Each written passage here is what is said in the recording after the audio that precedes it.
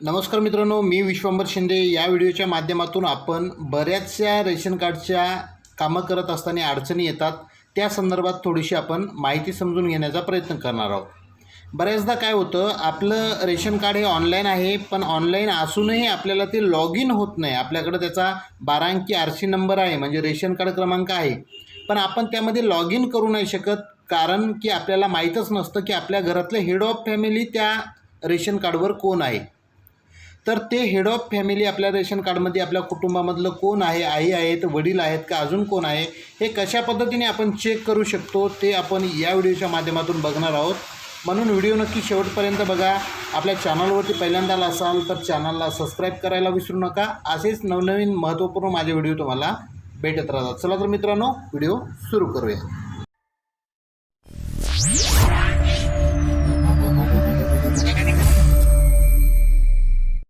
तर मित्रांनो, सर्वप्रथम गुगल क्रोम ब्राउझर आपल्याला ओपन करायचं आहे आणि ओपन केल्याच्या नंतर आपण नेहमीप्रमाणे RCMS पब्लिक लॉग इन या वेबसाईटवरती जायचं आहे. अशा प्रकारे मी RCMSची साईट ओपन करतो आणि पब्लिक लॉग इनवर क्लिक करायचं आहे. क्लिक केल्याच्या नंतर न्यू रजिस्ट्रेशन यावरती जायचं आहे. आपल्याला नवीन नोंदणी करण्यासाठी साइन अप हिअरवर क्लिक करायचं आहे. यावर क्लिक केल्याच्या नंतर काही असा इंटरफेस आपल्याला ओपन होईल. आपल्याला पब्लिक लॉग इन हा ऑप्शन निवडायचा आहे. त्यानंतर परत न्यू युजरवर क्लिक करायचं आहे. आता आपल्याला 3 नंबरचा शेवटचा पर्याय म्हणजे आपल्याला नवीन रजिस्ट्रेशन करायचं आहे. I want to apply for new ration card यावर क्लिक करायचं आहे. यावर क्लिक केल्याच्या नंतर कुटुंब प्रमुख महिलेच्या नावाने आपण सुरुवातीला रजिस्ट्रेशन करून बघतो. या ठिकाणी म्हणजे जर ह्यांचं नाव कुठं नसेल तर ह्यांचं या ठिकाणी रजिस्ट्रेशन होणार आहे, किंवा ह्यांचं नाव जर कुठे असेल तर आपल्याला या ठिकाणी दाखवलं जाणार आहे. तर आपण नेहमीप्रमाणे रजिस्ट्रेशन करतो तसं आधारप्रमाणे आपण नाव टाकलं, लोकल लँग्वेजमध्ये वरती मराठीत, इंग्लिशमध्ये. त्यानंतर खाली आधार कार्ड क्रमांक टाकला. त्यानंतर इथं जेंडर निवडायचं आपल्याला, स्त्री पुरुष कोण आहे ते, स्त्री निवडायचं फिमेल. त्यानंतर या ठिकाणी त्यांचा आधारला लिंक असलेला मोबाईल क्रमांक आपण टाकून घ्यायचा आहे. अशा पद्धतीने या ठिकाणी मी मोबाईल क्रमांक त्यांचा टाकतो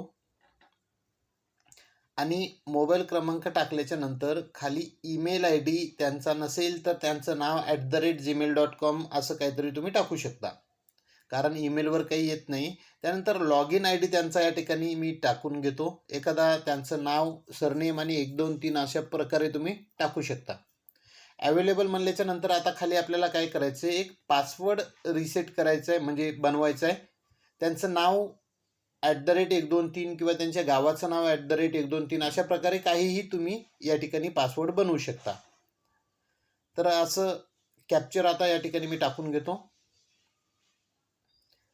असा कॅप्चर टाकून झाल्याच्या नंतर खाली आपल्याला गेट OTP यावर क्लिक करायचं आहे. आर यू शुअर म्हणजे कन्फर्मेशन मागितलं जातं OTPसाठी. ओके यावरती क्लिक करायचे. बघू शकता आधार कार्ड या ठिकाणी already existed other ration card already available in district name is Pune, village दाखवलेले पुणे म्युनिसिपल कॉर्पोरेशन, आणि या ठिकाणी रेशन कार्ड नंबर तुमचा दाखवलेला आहे त्या व्यक्तीचा RC नंबर. मग आता ह्यांच्या या RC नंबरवरून कसं लॉग इन करायचं किंवा कसे मेंबर ॲड करायचे हे आता आपण बघणार आहोत. आपल्याला बॅक टू होम यावरती क्लिक करायचं आहे. तो RC क्रमांक आपण Ctrl+C करून कॉपी करून घेतलेला आहे. परत पब्लिक लॉग इनवर यायचं आहे. परत न्यू युजर साइन अप हिअरवर यायचं आहे आणि काय करायचं आहे, या ठिकाणी 1 नंबरचा ऑप्शन, या ठिकाणी RC क्रमांक Ctrl+V करतो आणि त्यानंतर चेक रेशन कार्ड यावर क्लिक करतो. तर बघू शकता ration card exist but Aadhaar card HOF head is not verify, म्हणजे रेशन कार्ड क्रमांक यांचा तयार आहे पण हेड ऑफ फॅमिली ही व्यक्ती नाही आहे. बघा या ठिकाणी परत RC क्रमांक टाकला, 2 नंबरचा ऑप्शन निवडला आणि त्याच महिलेचं आधार कार्डचे शेवटचे 4 अंक या ठिकाणी टाकून आपल्याला चेक करायचे. बघू शकता RC नंबर टाकला आहे, महिलेचे शेवटचे 4 क्रमांक आधारचे आणि चेक यावर क्लिक करायचे. जर ही महिला कुटुंब प्रमुख असेल तर आता या ठिकाणी आपल्याला लॉग इन करण्यासाठी ऑप्शन निर्माण होणार आहेत. तर बघू शकता या साईडला थोडा सर्व्हरचा प्रॉब्लेमच असतो, त्यामुळं लोडिंग होते. शक्यतोवर सकाळ लवकर जर केलं तर साईड व्यवस्थित चालते किंवा रात्री सुरळीत चालते. बऱ्याचदा दिवसा साईड प्रॉब्लेम देते असा, म्हणून आपल्याला हळूहळू का होईना मी तुम्हाला प्रोसेस सांगतो. Please wait logging. याच्यानंतर आपल्याला जर ही व्यक्ती हेड ऑफ फॅमिली असेल तर त्यांच्या नावाने रजिस्ट्रेशन होऊन नाही आहे. बघू शकता या ठिकाणी एरर काय आला आहे आपल्याला, ration card exist but Aadhaar card member is not verify. ही व्यक्ती हेड ऑफ फॅमिली नाही आहे. आता आपण काय करणार आहोत, कुटुंबातल्या एका व्यक्तीचं आधार कार्डचा शेवटचा नंबर टाकून या ठिकाणी लॉग इन करून बघणार आहोत. RC नंबर तोच राहणार. पत्नीच्या नावे बघितलं नाही झालं. आता हा पतीचा आधार कार्ड क्रमांक टाकला, शेवटचे 4 डिजिट, आणि चेक मेंबरवर क्लिक केलं. असं कुटुंबातले सगळे आपल्याला बघायचे सर्वजण. म्हणजे आपल्याला जर माहिती नसेल हेड ऑफ फॅमिली कोण आहे, बऱ्याचदा जुने रेशन कार्ड असल्यामुळं समोरच्यांना देखील माहिती नसतं की कोणाच्या नावावर रेशन कार्ड आहे म्हणून. तर अशा पद्धतीनं बघायचं आहे आपल्याला. रेशन कार्डचे शेवटचे 4 क्रमांक टाकत राहायचं आहे आणि चेक मेंबरवर क्लिक केल्याच्या नंतर जर ती व्यक्ती हेड ऑफ फॅमिली असेल, त्या व्यक्तीच्या नावे जर रेशन कार्ड असेल, तर अशा प्रकारचा इंटरफेस ओपन होईल. बघू शकता त्यांचा आधार कार्ड क्रमांक शेवटी टाकलेला आपण ओपन झालेलं आहे. या ठिकाणी आता आपल्याला काय करायचं आहे, सांगितले तसे डिटेल भरून समोर जायचं आहे. आता जो कॅप्चर आहे तो ॲज इट इज कॅप्चर यामध्ये टाकून घ्यायचा आहे.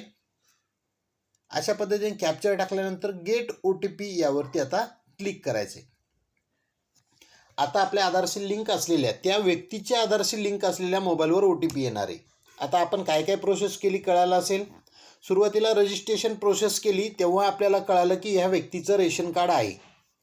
रेशन कार्ड नंबर भेटला आपल्याला तिथून. त्याच्यानंतर आपण हेड ऑफ फॅमिली त्या महिलेच्याच नावे लॉग इन करून बघत होतो, तर त्या महिलेचं नाव हेड ऑफ फॅमिली म्हणून नव्हतं या रेशन कार्डमध्ये.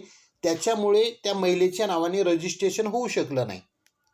पण आपल्याला नवीन रजिस्ट्रेशन करताना कळू शकतं की ह्यांचं रेशन कार्ड आहे का, आणि जर असेल तर तशा पद्धतीने तुम्ही तो नंबर शोधू शकता. आता हेड ऑफ फॅमिलीमध्ये आपण त्यांच्या मिस्टरांचं नाव टाकलं तर लॉग इन प्रोसेस होते. म्हणजे कदाचित हे जुनं रेशन कार्ड असल्यामुळे त्यांच्या पतीच्या नावाने आहे. तर आता OTP व्हेरीफाय करण्यासाठी आपल्याला येईल. या ठिकाणी कधी कधी वेळ लागतं. 1 मिनिटाचा इथं टायमिंग दाखवला जातो, पण 1 मिनिटापेक्षा जास्त जरी वेळ लागला नंतरही आलेला OTP असला तरीही तो या ठिकाणी व्हेरीफाय होतो. ही महत्त्वाची गोष्ट आहे. त्यामुळं परत रिसेंड वगैरे करायचं नाही. जरी OTP तुम्हाला लेट झाला असेल येण्यासाठी, तरी लेट झाल्याच्या नंतरही तुम्ही OTP यामध्ये टाकून व्हेरीफाय करू शकता. आता OTP टाकल्याच्या नंतर पुढे काय प्रक्रिया करणार आहोत आपण, कशी प्रोसेस करणार आहोत, यामध्ये नावं ॲड होणार आहेत का, ही सर्व गोष्टी आपण यामध्ये बघणार आहोत. चला तर मित्रांनो, आता या ठिकाणी OTP आपल्याला आलेला आहे त्यांच्या आधारला लिंक असलेल्या मोबाईल नंबरवरती. तर तो OTP क्रमांक आता आपण यामध्ये टाकून घेतोय आणि समोरची प्रोसेस करणार आहोत. OTP टाकतो मी यामध्ये. अशा पद्धतीने यामध्ये मी OTP टाकून घेतला आणि व्हेरीफाय OTP यावर क्लिक करतो. यावर क्लिक केल्याच्या नंतर अशा प्रकारे त्यांचे सर्व डिटेल तुम्हाला यामध्ये आलेले दिसतील. ॲटोमॅटिक त्यांचं नाव, त्यांचा आधार क्रमांक, सर्व गोष्टी.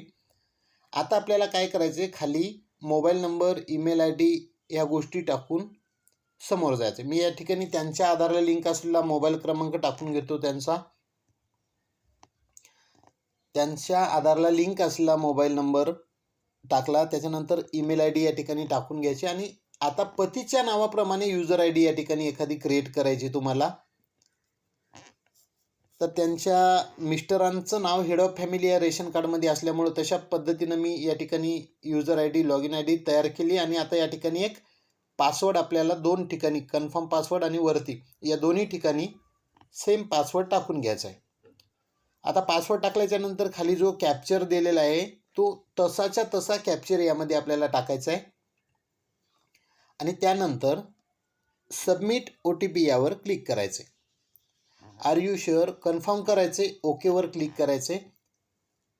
आता परत त्यांच्या कंप्लीट रजिस्ट्रेशन यांचं होणार आहे, जे हेड ऑफ फॅमिली यांच्या रेशन कार्डमध्ये प्रमुख त्या महिलेचे पती आहेत. पत्नीच्या नावे हे रेशन कार्ड नव्हतं. असं समजायचं की हे जुन्या काळामधलं रेशन कार्ड आहे ऑनलाईन.